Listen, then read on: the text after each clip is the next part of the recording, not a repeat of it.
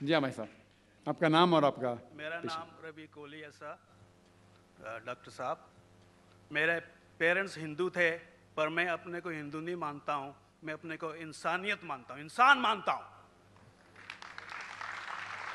By chance मैं जमा हूँ हिंदू जगह घर, और आप जमे हैं इस्लाम के घर, और दूसरे जमे उनके घर, पर सबसे ज़्यादा है इंसानियत।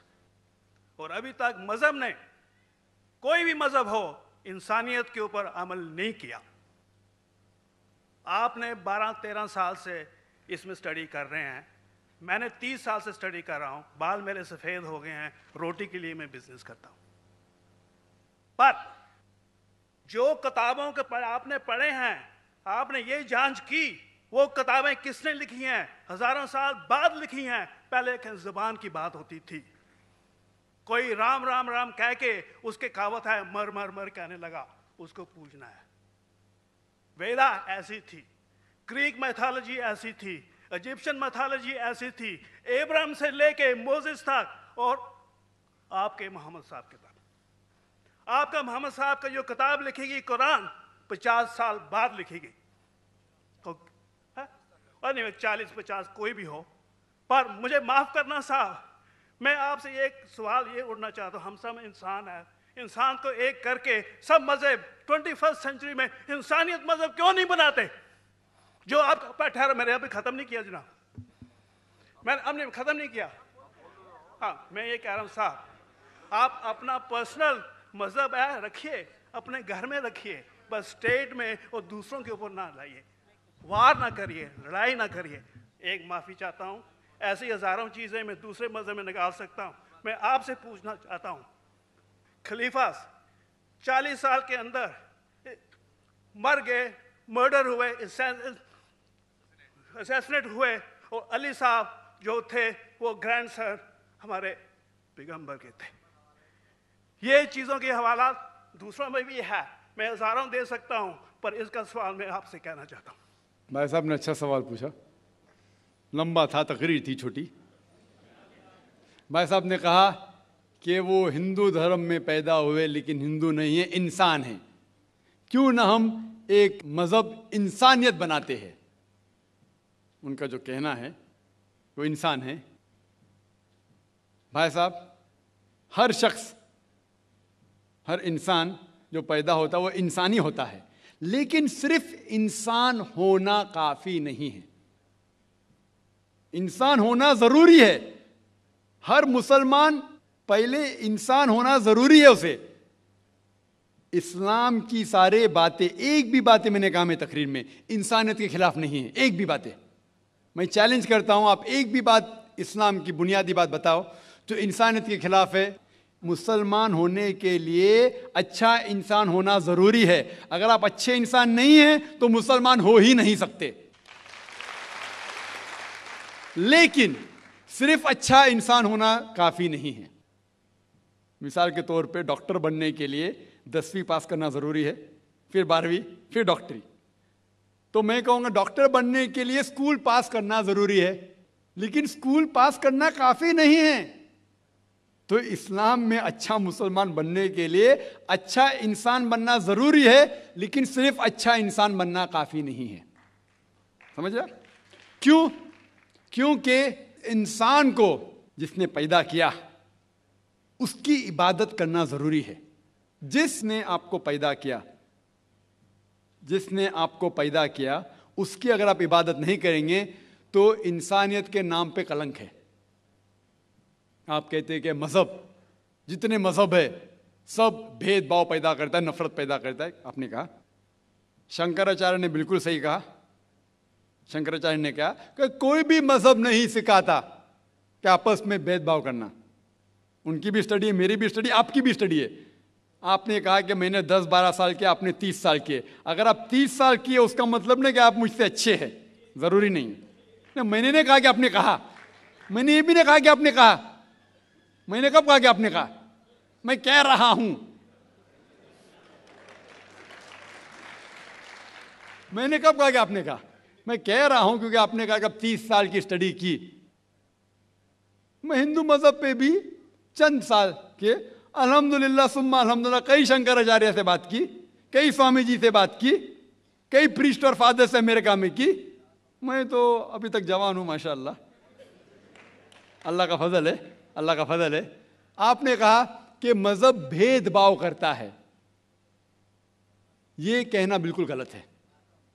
मजहब भेदभाव नहीं करता। जो मजहब के मानने वाले हैं वो मजहब को सही तरीके से नहीं समझते हैं, इसीलिए भेदभाव पैदा करते, वो अलग बात है। गलती है मजहब के मानने वाले की, मजहब की नहीं। ये कह रहे हैं कि मजहब की, मिसाल के तौर पे एक मर्सिडीज कार है, मर्सिडीज कार है, मुझे ये जानना है कि मर्सिडीज कार कितनी अच्छी है। तो एक ड्राइवर मर्सिडीज कार चलाते जो ड्राइविंग जानते ही नहीं और मर्सिडीज कार को ठोक देते, तो किसकी गलती है, मर्सिडीज गाड़ी की कि ड्राइवर की?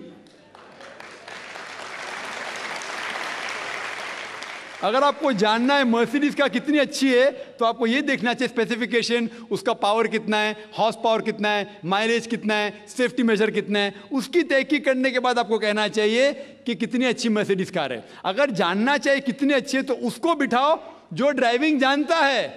तो इसीलिए इस्लाम को जानने के लिए मुसलमानों को मत देखो, अगर देखना है तो मोहम्मद सल्लल्लाहु अलैहि वसल्लम को देखो। आप मुझे मत देखो, मुझे मत देखो, हमारे आज के मुसलमान को मत देखो। देखो जो सबसे अच्छा ड्राइवर है, सबसे अच्छा इस्लाम को समझ चुका है, वो मोहम्मद सल्लल्लाहु अलैहि वसल्लम है। उनको देख के इस्लाम की तहकीक करो, और तहकीक करने के लिए आपको इस्लाम की किताब पे जाना पड़ेगा। और आपने जो कहा आखिर के अंदर कि सारी मजहब किताब बाद में लिखी गई, पहला कहना था, आप काफ़ी हद तक के सही है, आप काफ़ी हद तक के सही है कि आप बिल्कुल सही फरमाते, लेकिन यह कहना कि सारी मजहब की किताब उसमें गलती है। अक्सर मजहब कितने किताब है, वेद हो, उपनिषद हो, बाइबल हो, ओल्ड टेस्टामेंट हो, न्यू टेस्टामेंट हो, आपने कहा मूसा अलैहिस्सलाम से लेके वहाँ से था, लेकिन आखिरी में जो आपने गलती की मोहम्मद सल्लल्लाहु अलैहि वसल्लम, वहाँ गलती की। आखिर में आके आप अटक गए, आखिर में आके आप फंस गए। आपने शायद इस्लाम का मुताला सही तरीके से नहीं किया होगा, आपने शायद अरुण शुरू की किताब पढ़ी होगी। अगर आप कोई मजहब का मुताला करना चाहते हैं तो जो मजहब को समझ चुका है उसकी किताब पढ़ो। आप अगर अरुण शुरू की किताब पढ़ेंगे और इस्लाम के मुताला करा कहेंगे, ये किधर का सही फैसला है? मैं कहता हूं अरुण शुरू जैसे लोग की पढ़ी होंगी, क्योंकि जब भी कुरान नाजिल हुआ, जब भी कुरान की आयत नाजिल होती थी, मोहम्मद सल्लल्लाहु अलैहि वसल्लम अनपढ़ थे। जब भी कोई आयत नाजिल होती थी वो उसे याद करते थे और अपने साथियों सहाबा से उसकी तिलावत करते थे, और सहाबा फौरन उसे लिख लेते थे।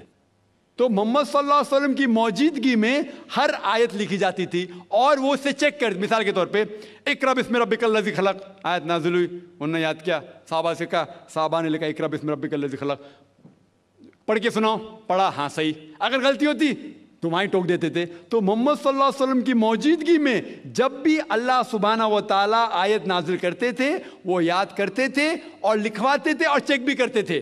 सारा कुरान मजीद मोहम्मद सल्लल्लाहु अलैहि वसल्लम की मौजूदगी में लिखा गया। तो आप जो कह रहे वो हजरत उस्मान का जिक्र कर रहे, वही तो अफसोस की बात है, आपने सही मुताला किया ही नहीं। हजरत उस्मान ने कई साल बाद, 40-50 साल बाद, जो आप कह रहे 40-50 यहाँ से आपको आया, उनने क्या कहा कि इस कुरान मजीद का जो नुस्खा है उसको और नुस्खे बनाए जाए और बाकी लोग में फैला दिया जाए, क्योंकि लोग को इख्तिलाफ था रवानगी के अंदर। तो उसको दूर करने के लिए हजरत उस्मान रज़ियल्लाहु अन्हु उनने कहा कि जो नुस्खा मोहम्मद सल्लल्लाहु अलैहि वसल्लम की मौजूदगी में था, उनने अपनी बीवी को दिया, हजरत हफ्सा को, और जो हजरत उमर की बेटी थी उनके पास महफूज था, उनने लिया, और 5-6 साहबा जो ज़ैद बिन थाबित रज़ियल्लाहु अन्हु उनकी सदारत में उसकी नकल की, और ये नकल हुए नुस्खे को दुनिया के अलग अलग जगह पे फैलाइए। और एक नुस्खा अब भी मौजूद है कोप्टा की म्यूजियम में, कोप्टा की म्यूजियम इस्तांबुल में। तो आप जो जिक्र कर रहे हैं वो उतारे हुए कुरान शरीफ का जिक्र कर रहे, जो हकीकत में कुरान शरीफ है वो मोहम्मद सल्लल्लाहु अलैहि वसल्लम की मौजूदगी में लिखा गया था। उनने खुद उसको चेक की क्या सही था, और जब भी आयत नाजिल होती थी अपनी सही जगह पे उसे लिखवा लेते थे मोहम्मद सल्लल्लाहु अलैहि वसल्लम। तो ये कहना बाकी मजहब की किताब में अक्सर अब सही है।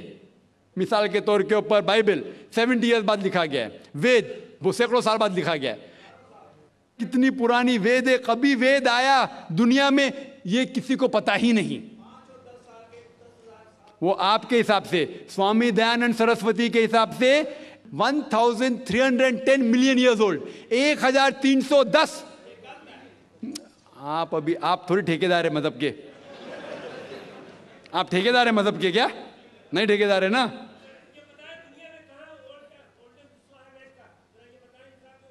हाँ इसलिए ओ भाई साहब ना, बिल्कुल सही भाई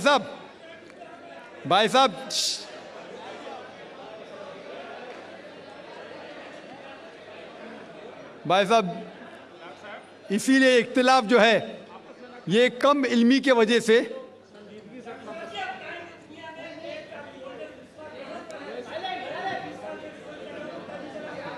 वेद का वेद का क्या नहीं, सब लोग चुप हो जाए। भाई साहब ने कहा कि दुनिया का सबसे ओल्डेस्ट स्क्रिप्ट वेद है, वो कुछ हिस्टोरियंस कहते हैं। बट ओल्ड होना मतलब नहीं कि सही। जो कुछ ओल्ड है वो सबसे बेहतर होना जरूरी नहीं। मिसाल के तौर पे मेरे पास पुरानी गाड़ी है 50 साल पुरानी, उसका मतलब नहीं कि नई गाड़ी से अच्छी है। ये भी हो सकता है कि पुरानी गाड़ी नई गाड़ी से अच्छी हो सकती है।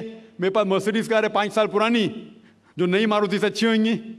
तो ये कहना कि कोई किताब या कोई मजहब पुराना इसलिए बेहतर है, बिल्कुल गलत है। जो आदमी को अक्ल है वो कभी भी ऐसा नहीं कहेगा कि पुरानी चीज बेहतर, नई चीज बेहतर। वो चीज बेहतर है जो हक के ऊपर है। जो चीज हक के ऊपर है वो चीज बेहतर है। तो भाई साहब आपकी जो तहकीक है मजहबी किताबों पे जरा कमजोर है और गलत है। आपको फिर से और 30 साल लगाने पड़ेगा इंशाअल्लाह। Yes sister.